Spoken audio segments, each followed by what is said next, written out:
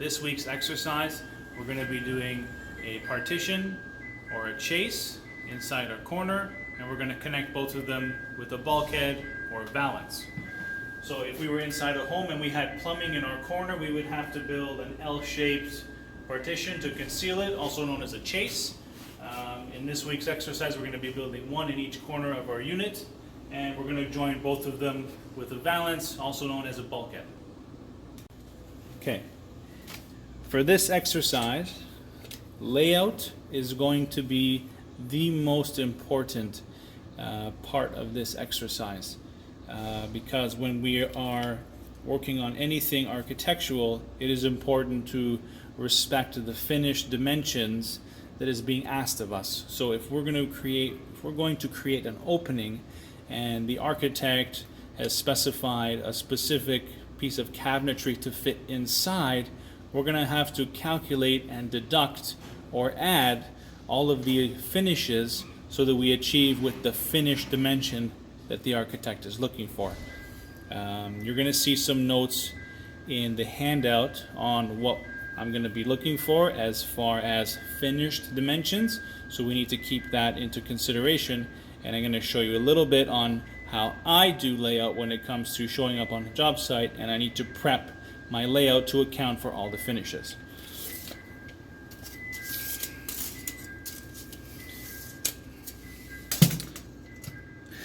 If the architect has specified in this particular project that they want a 12-inch wide bulkhead, or sorry, a 12-inch wide chase, what I'm going to do is I'm going to put a mark at 12 inches because that's the finish that we're looking for. And then I'm going to want to ask some questions or do some more reading into what makes up those finishes. Is it plywood? Is it OSB? Is it half-inch drywall? Is it 5/8 drywall? So all these little things need to be known ahead of time so that when you do your layout and you work from your framing dimension and all of your finished materials are applied, you end up with that finished measurement, which happens to be 12 inches in this case. So today we're likely going to be using half-inch drywall. So I'm going to deduct half-inch from here. And then I'm going to put a little X in between. That tells me that that's the thickness of the finished material. This is our finish. This is the thickness of our finished applied material, which tells me that this line here is going to be our framing line. So then I'm going to put a bigger X on that side, telling me, because this is my personal style of layout, this is where my framing material is going to begin. Once I've done the layout on both sides of our unit, I'm going to pull out my chalk line, and since the chalk line is longer than my arm span and I don't have a second person to help me, what I'm going to do is I'm going to place a screw or a nail on my framing line. And I'm just going to bury it enough to stick out so that it can hold the hook of my chalk line. I'm going to hook that on, bring it down to the other side of my framing. I'm going to snap a line. Remove my chalk line, and most importantly, remove that screw. Not only is it hazardous where someone can trip on, it's going to end up getting in the way, so just take it out right now.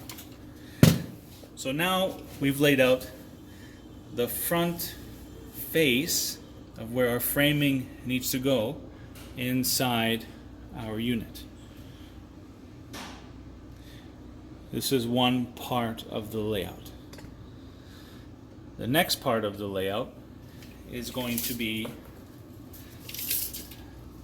measuring the other width of the chase, which also happens to be 12 in this case.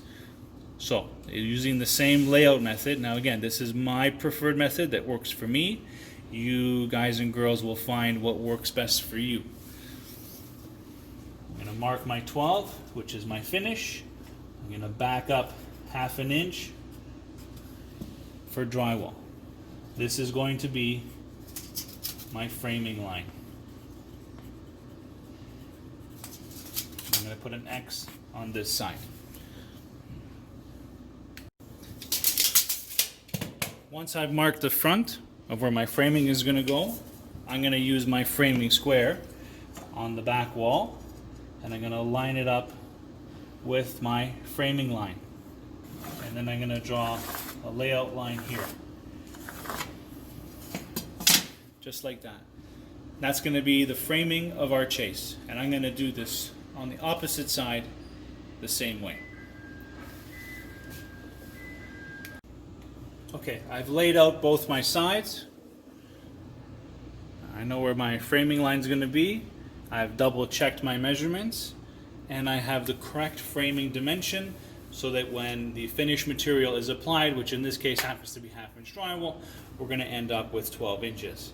Now for this exercise, we're going to be using 1 5/8" material. That's 1 5/8 track and 1 5/8 stud. So just recalling on what we did last semester, we're going to start by measuring and cutting our base track. So I'm going to go ahead and do that now. So I have 11.5 to my chalk line.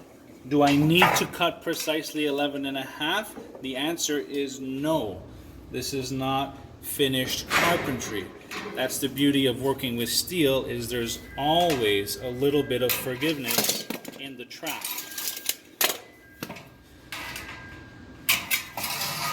So I'm not going to cut precisely 11.5 inches.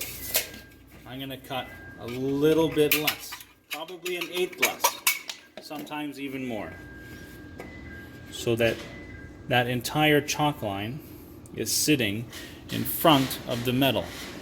And this makes room for the piece that needs to come into it.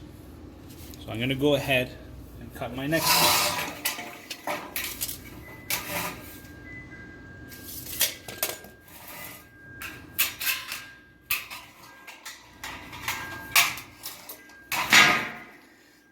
Okay, same situation. We want to show that line. See, now here, this is a little bit too close for me, so I'm going to go ahead and I'm going to trim it.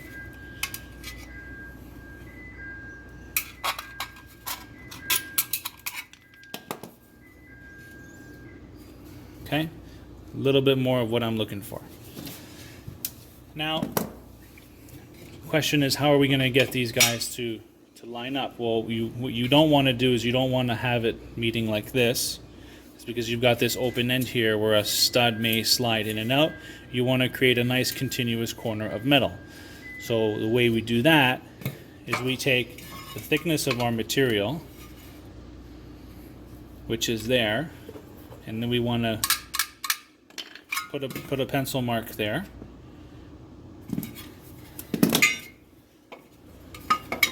And what I'm going to do is I'm going to cut away this piece. And I do that by making my snip, bending it up, turning it, and cutting it away like this. And then you can twist it off and it comes off. This piece comes here, and this piece sits right on top. And that gives me a nice continuous band of metal so that I can properly fasten our studs. I'm going to do this on the other side, and we'll bring you back. Okay, now that I've secured my framing down to the ground using framing screws, just because we have a plywood floor and I don't need to puncture the floor any deeper than a framing screw, we're going to move on to the next step. The next step here, it's called capping, or we're going to do something called mirroring, and we're going to make a mirror image of what we've done down below. And it all starts with cutting 2 more pieces, exactly what we've done here. Okay, we are back, and now we're going to start getting ready to prepare to install the studs. I've pulled out my mirrored top track, and I've left it beside the right hand side so I don't get confused with making it go on the opposite side and potentially changing things up. So we want to install our studs now, but there's something we need to do first. If I was to get a steel stud in here,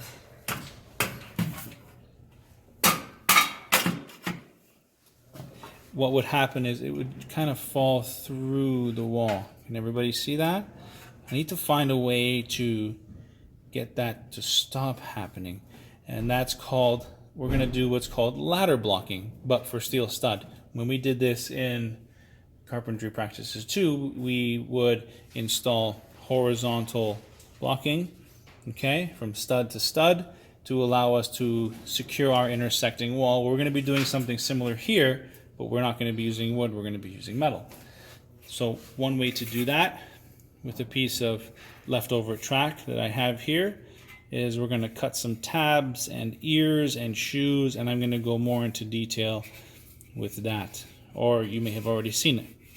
So in order to be flush with this surface and give me something to screw to, I have to create what we call in the field, this would be called a tab or an ear. So you're going to watch me do this now.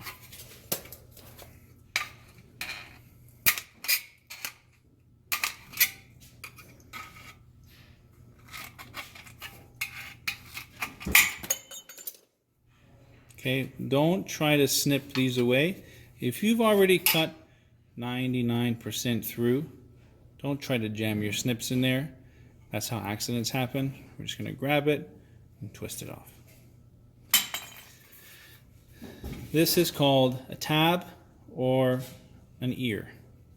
This allows me to screw this surface onto something, but also give me a nailing surface for my stud.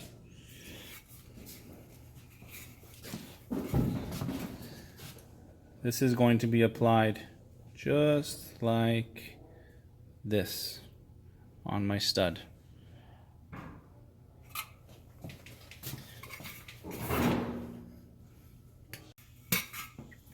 So after I've cut my tab or my ear, what I'm going to do is I'm going to place it in here,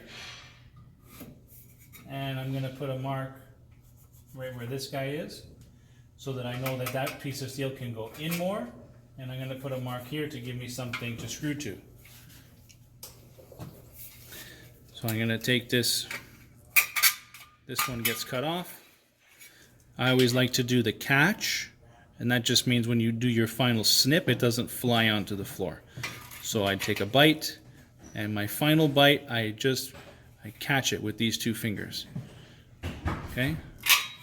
Now I've caught it. And then what I'm going to do is make a tab or an ear on the opposite side. So we've got tab on one side. Now I need to make a tab here. So snip, snip. Goodbye, goodbye, and a little twist. So we got a tab on one side, tab on the other side. This is going to sit inside the wall like so.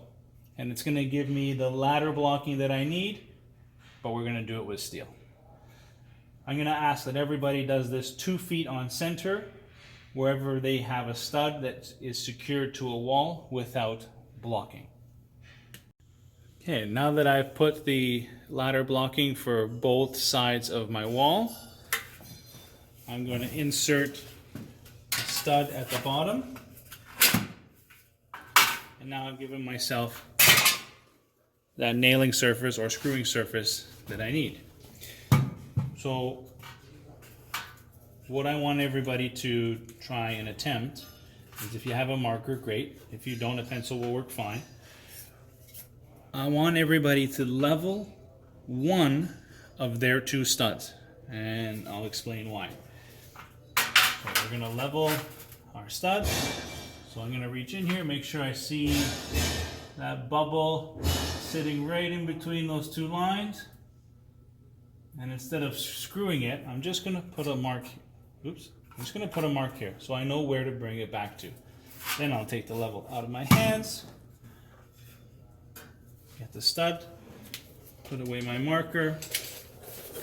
I will load up a framing screw onto my drill, and I'll bring it back to my mark. And then I'll screw it in place. I'm going to double check that it's level. And yes, it is. Okay, now, pro framer or not, when you're starting to get this close to manipulating tracks and similar to the bottom track, I do recommend that everybody wears gloves. Because I have been doing this for almost 20 years now, I consider myself to be a pro framer, and I may be a little bit courageous at times, but however, it is still best practice to wear gloves on, to wear gloves at all times when you're handling steel. Because sometimes if you're not cutting it cleanly, it can leave a lot of burrs, and if you're sliding the metal through your hand, or if you're sliding it to try and manipulate something up here, it can get really messy, and I don't want to see anybody getting hurt. So gloves on, safety is very important. So now that I've got my first stud screwed in, I've placed the other stud loosely into the bottom track, and I'm just leaning it up in the corner so it stays there. It's not going to fall on anybody, it's not going to fall on me. And now I've lifted up my top track that I've mirrored that you guys saw in the video before. So I'm going to place it on top of the stud here. Now because this is a mirrored image of the bottom, when I place this stud inside and twist, as long as I've got the back of this flush with the back of the stud and the back of this edge flush with the back of this stud, that should technically put this stud into level. So what we're going to do is I'm just going to check this for fun to see how we're doing here without screwing that stud yet. And it happens to be perfectly level. And that's because the back of this down below, when we mirrored our track, was touching the back wall. So it's very important to have this, when you're mirroring, touch the back walls that you're trying to copy. So, now, pro framer, I would just grab it and screw it in place. What Humber will provide for some of you is a C-clamp. Similar to this one, maybe not of this quality. This happens to be an auto locking clamp. It's something that you can purchase on Amazon or Home Hardware used to sell these. This does not have an adjustment knob at the bottom for you to set the thickness. All it has is a tensioner. So you're not setting the thickness, you're only setting the tension. So whether I pinch a 25 gauge thickness metal or I pinch a 2x4, I never have to adjust the thickness of what I'm clamping. I only have to adjust the tension, and that's the squeezing power. So again, pro framer me, I'm going to grab it with my hands, with my gloves. I'm going to pinch it together and screw it. I'm going to recommend that you guys use clamps as often as you can. So we're going to grab this guy here, I'm going to come inside, I'm going to clamp it, load up a framing screw, screw it in place. Doesn't have to be in this order. You could be screwing the wall stud on first that we've double checked and made sure was level. Now that it's pretty stiff and it's not going anywhere, I can release my clamp and I can grab the corner stud.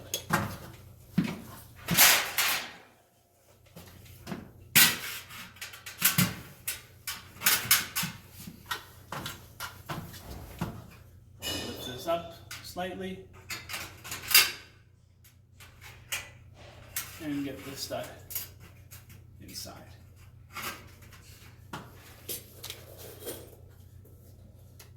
Corner studs, always get 2 screws.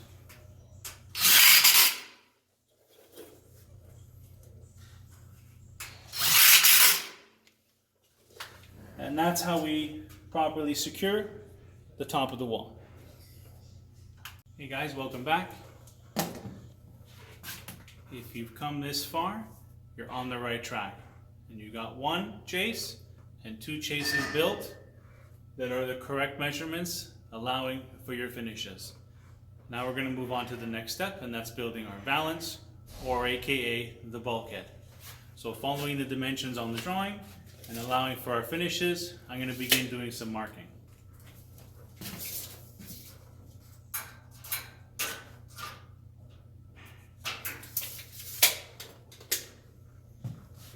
Always use a level. If you happen to have a laser, great. If not, the level is going to be your best friend.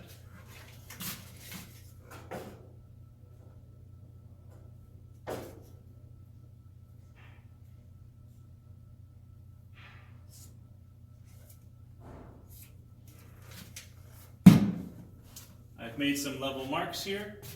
I could extend my level over and mark this side here, but knowing that steel studs happen to be pretty straight for this much of a distance, depending on the site and the conditions, I might mark it, I might not. It is good practice to mark it.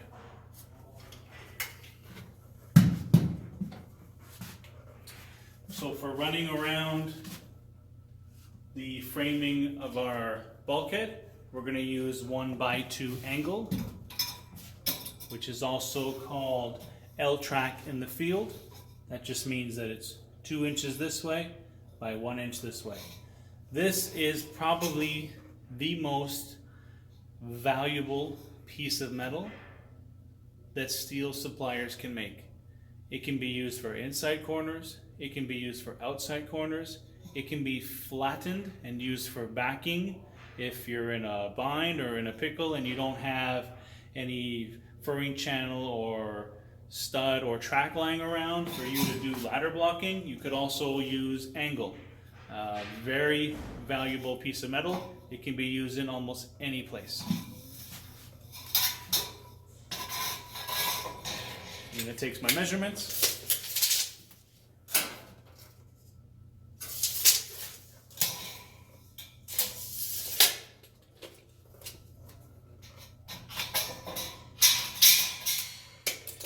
Don't try to snip it until it actually falls and comes apart. As long as you snip 99% of the way, you can often just twist it back and forth and it'll break off.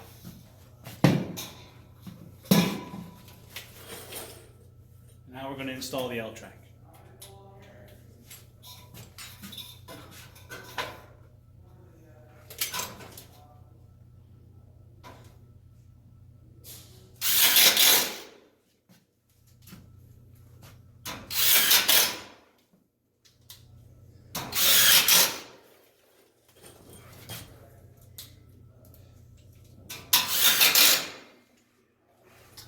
Now that we've got our back wall done, we want to put some L-track on the sides as well. Doing that, we're not going to guess, we're going to use our level.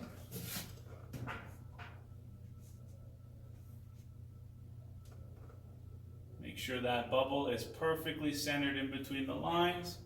I'm going to make a mark. While I'm already up here, stretched out, I'm going to do the same on this side. Maximize what you can do every opportunity. It's going to save you time,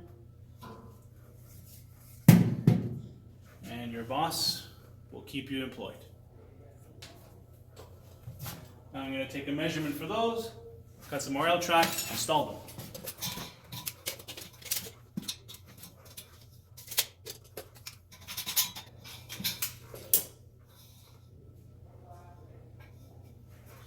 So it's still kind of held together there. So instead of breaking it off, I'm going to use the fact that that's already joined. And what I'm going to do is just make another snip where this one ends. Take this one off, hang on to it.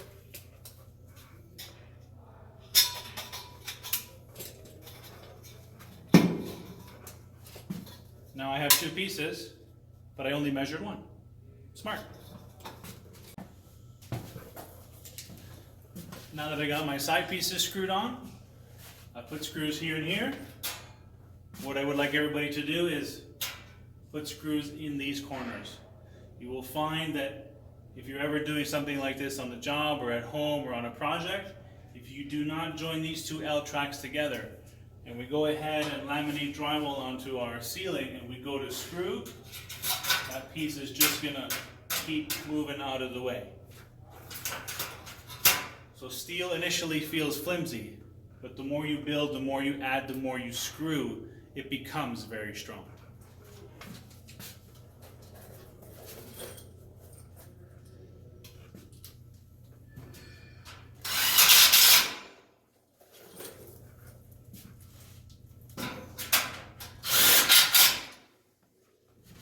We're also going to screw it into the wall this way.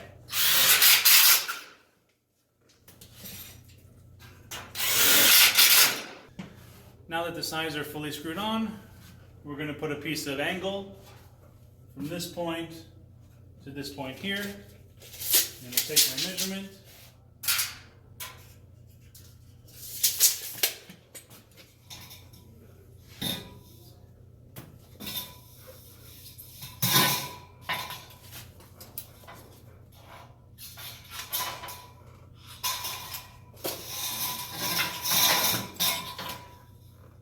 Cut a small piece because I want to show you, boys and girls, two ways that you could do this.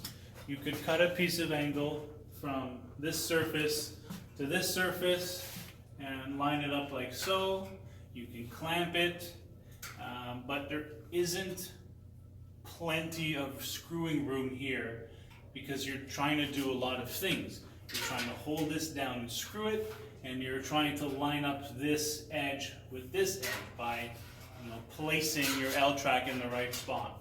So some people will do it that way, and that's okay.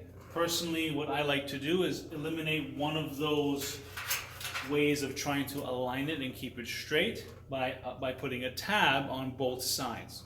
So I will cut about 1.5 inches away from the bottom.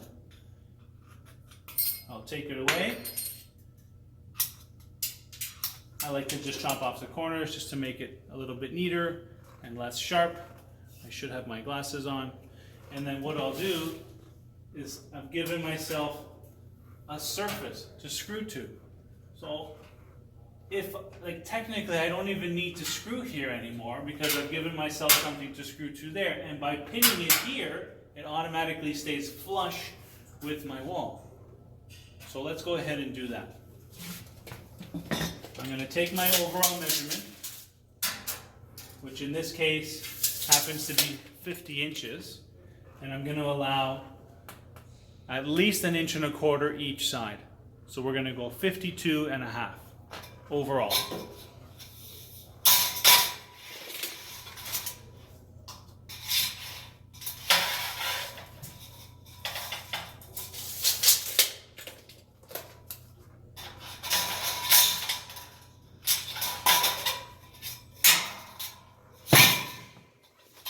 Okay, that's how I want to install it. So I'm going to take away 1.25 inches from here. I'm holding it in this orientation for the purposes of this video. I don't recommend anybody shoves anything up in the ceiling. Okay, clean it up, get rid of those corners. Then I'm going to do the same thing here.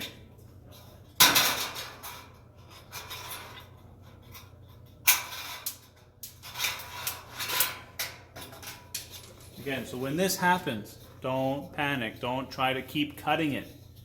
Just bend it back and forth. It'll break off.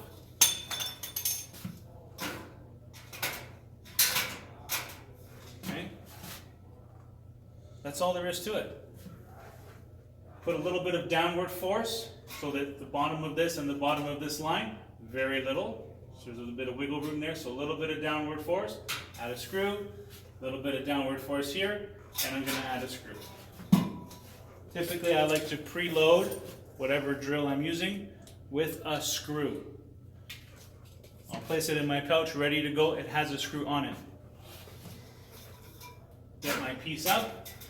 What you could also do is clamp one side so that you can let go. And And come over to here, and now you've got two hands that you can work with.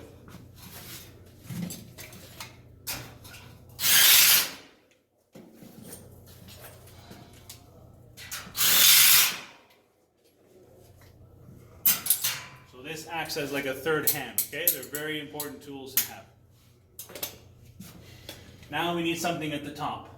So I'm going to see what I've got left. I do have a piece of track left, so that's what we're going to use.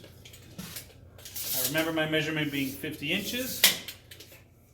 So what we're going to do is we're going to cut a tab, similar to what we did with the L track, on our track. Now that we have our top track installed, the next step is going to be to install some additional framing so that we can support this a little bit better, because now it seems a little bit flimsy. We're going to need some framing at 16 inches on center. So that's pretty basic considering how far you guys have come. So I'm going to take my 16-inch centers from this surface, which is the same as the back of this wall.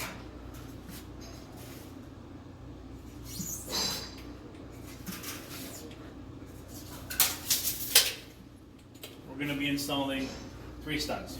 For our framing or studs, we're going to be using our furring bar. This is furring channel, also known as hat channel or U-bar. They are all the same thing. Hat channel, top hat, U-bar.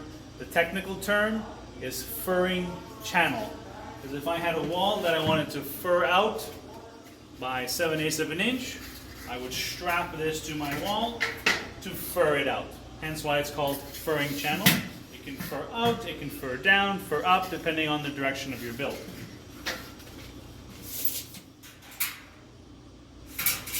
I'm going to start cutting and installing my furring for backing.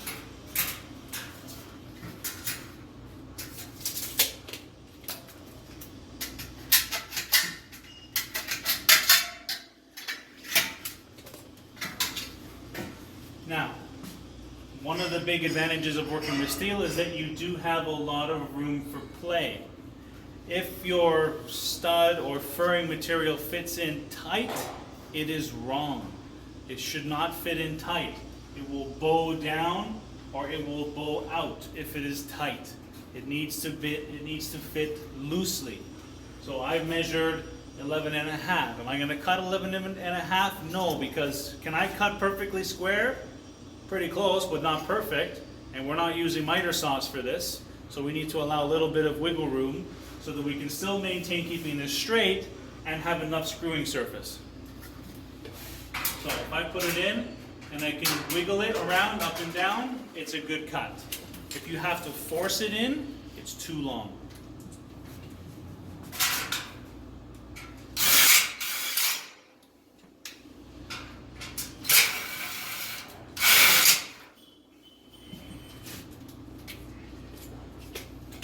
Also going to mark our 16s on the bottom, which I should have done beforehand.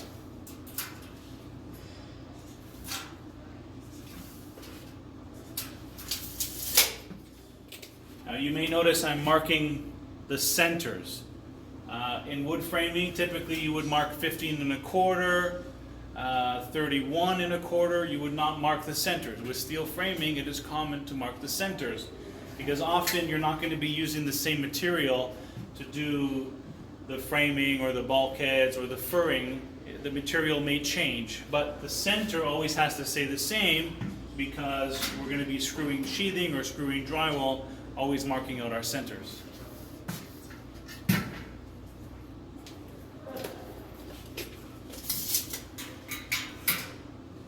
So one cool trick for cutting, so I'm going to take my measurement here. Now instead of measuring and figuring out they're all the same, which in this case they are, one way to reduce the amount of times you take out your measuring tape is before I cut this off, I'm going to bend it down. And again, right, just like I did with the L track, where these two meet, that's where I'm going to snip it again. So now I've gotten two pieces by taking out my measuring tape once. So those are the two that I need. cut those out of the way. Put one aside and install it. Okay, now we're going to do the same thing underneath. I've given strength to the top, so it can't come down, but I haven't given it strength this way yet. So we have to add some framing, 16 inches on center again.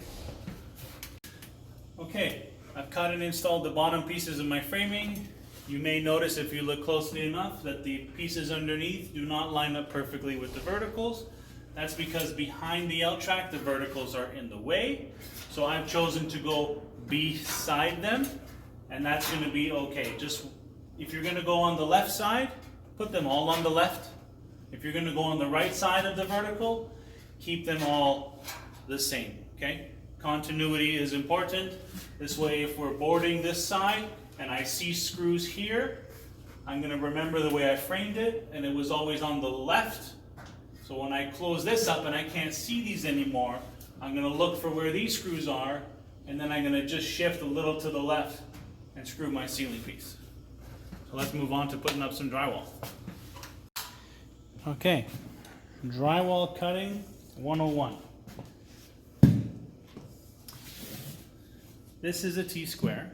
This is the most commonly used tool for cutting drywall, because you can slide it across the top and it gives you a nice square edge to cut down your drywall. But what if you have to make a rip? Well, we're certainly not going to use a table saw, but there's a couple of different techniques that one could use to cut a rip. So one way would be, if I wanted to make a cut 11 inches or 11 1/4, what I would do is I would make that mark on the drywall,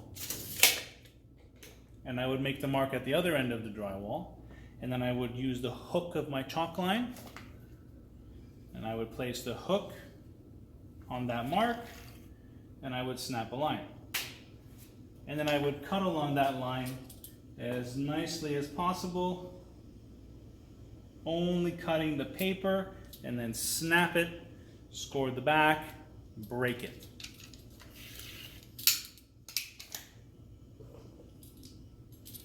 That's going to be one way to do it.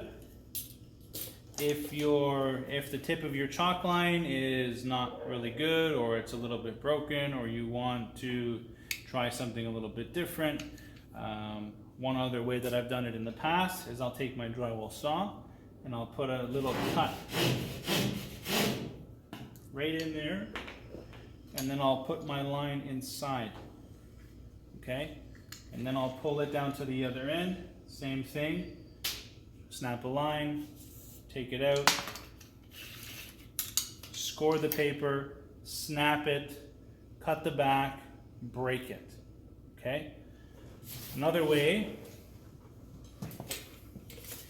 is if I know I'm going to cut 11 1/2, I will, or 11 1/4, 11 1/2, what did I do here? Okay, 11 3/8, let's say. I will hold the tape in my hand like this, and I will pinch it precisely at 11 3/8, and then I will run my finger along the top of the drywall, holding my knife in my hand very tightly here, and I will score that line. Okay, this is a little bit more advanced. Again, pro drywaller here. This is how I do it in the field. I'm not going to expect everybody to do that, especially putting your finger near a sharp blade.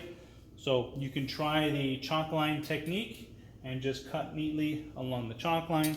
But just to show you guys one way that I do it, this is how I do it.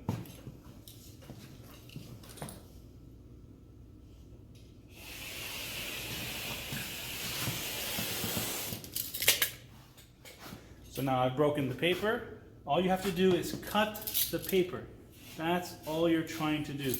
You're not trying to cut the drywall in half. You don't want to put too much force, but you want enough force to score and cut through the first layer of paper. Okay? That's what you're trying to do. You're trying to just cut the paper. Nothing more. If you try and go too deep, you're just overworking yourself. Then I'll take my sheet of drywall and I'll hold it and I'll bump the back. Okay, that's going to break it. And then best thing to do, in my opinion, is not to start cutting from here, is you leave about 2 or 3 inches. Okay? And the reason for that is when you get all the way to the end, if I'm cutting from here and I get all the way to here, well, that piece just fell on the ground and it broke and it's damaged. So leave a couple of inches, push in your knife and score. And do the same at the other end. Leave 2 or 3 inches of paper at the back because look, it's not going anywhere. It's not going to damage. Put away your knife and then using your thumbs and your knee, keep your body away from this because this is a danger zone. If you have skin going in here and you break it, you're going to pinch yourself. So holding from here and your knee, you break it. This is a drywall rasp, everybody. I'm sure you've seen this before. All this is meant to do, this is not meant to overly reduce the size of your drywall. You should be cutting it right the first time. So all these little bumps here, that's all this is really made for. It just smooths it out to give you a nice smooth surface to butt up against a wall or to run your finger along again to do another cut.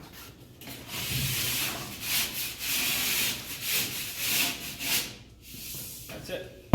Nice and smooth, ready for another cut.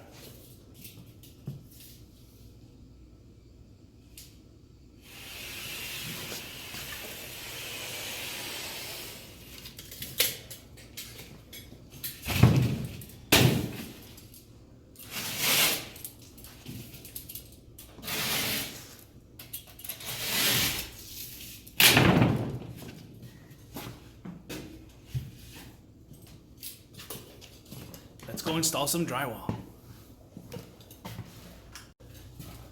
Okay, everybody, time to install some drywall. This is a drywall screw gun. They come corded and they come cordless.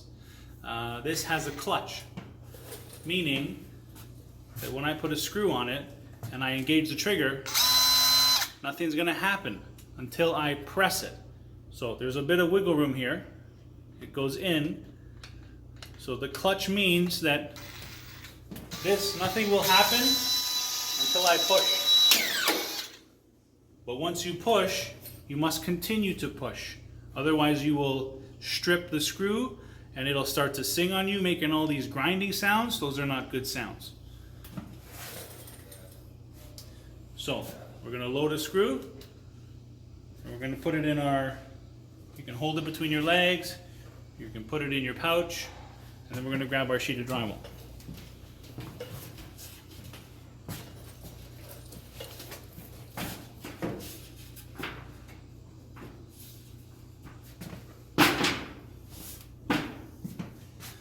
Okay, so again, you can let the gun run and push while it's running, or you can get into position with a sturdy hand. Now, talking about sturdy hand, let's put the brakes on. All drywall guns have this little swoop at the top. The reason for that, it's not for aesthetics, it's for ergonomics. All that means is that that piece belongs right here. That's its home in your hand. You're going to say, well, how do I engage the trigger? Well, you engage the trigger with these 2 fingers because these 2 fingers are meant to stabilize the gun. Okay? Because when you're doing drywall and you're installing hundreds and thousands of screws, this is the most ergonomic way to have this gun become a part of your wrist. And you're going to move it and treat it like it's part of your body. That's why this is there.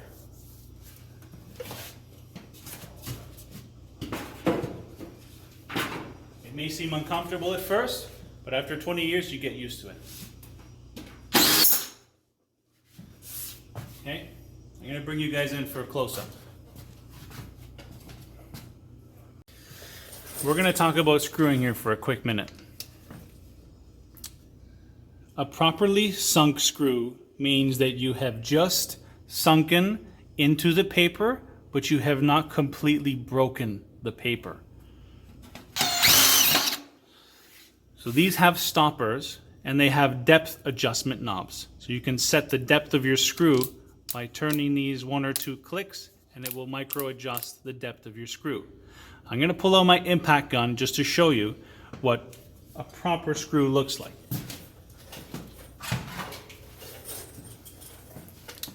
We're looking at a proper screw done by the drywall gun, but just to over exaggerate, I'm going to use my impact.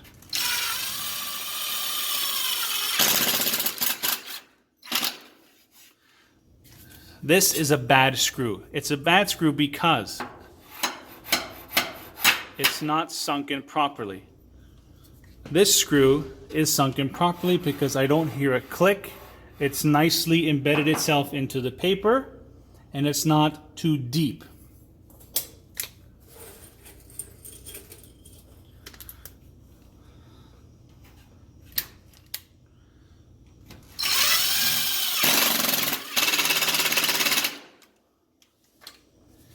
This is also a bad screw, almost as bad as this one. When your finisher comes to finish the wall, this is not going to be acceptable to him. The screw is not deep enough. He's going to have to over tighten. He's going to have to tighten it himself, or he's going to come complaining that the screws are not done properly. This screw, however, is also not done properly because it's too deep. You have broken the paper. You have ruined the bond between the screw and the drywall, and this will also be no good. So there is not deep enough, too deep, and then set right, okay? And that's all done with the depth adjustment on your drywall screw gun.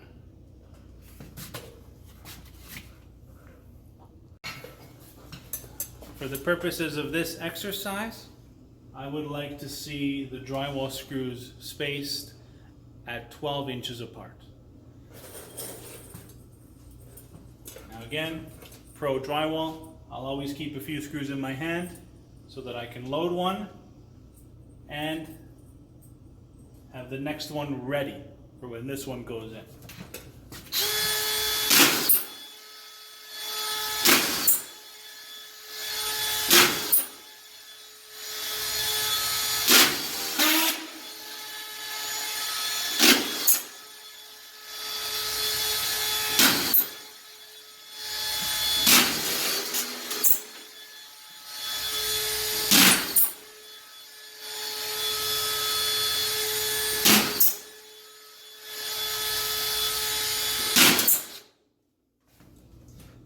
This one spun out because I probably hit the framing screw for this angle.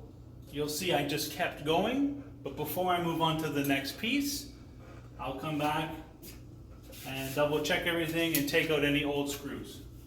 Not old screws, take out any bad screws.